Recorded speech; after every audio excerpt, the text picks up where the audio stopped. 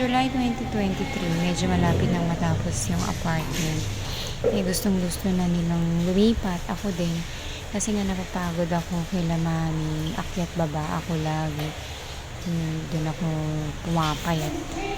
Tsaka masyadong malaki yung bahay na nililinis. Tapos medyo marumi na din. Hindi ko alam. Nai-stress ako sa nakikita kong dumi sa paligid.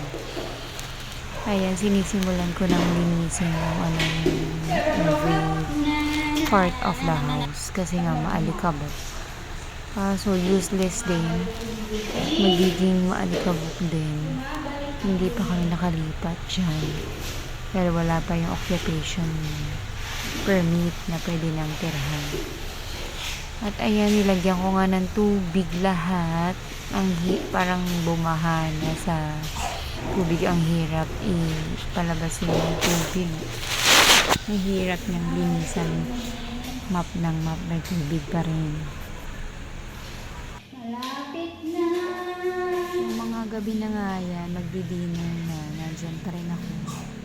Kasi nga gusto kong linisin at para pagpasok or pagtira dyan ay hindi sila mag-ubo-ubo dahil sa alikabok. Almost done. Tapos, bukas ulit. Ang plano ko kasi dyan, everyday ako maglilinis para hindi na aalikabukan. Ubusan. Pero hindi ko rin nagawa. Ako, hindi sila pulido gumawa. Ayan.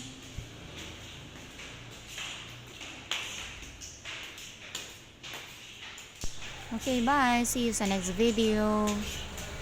Ciao.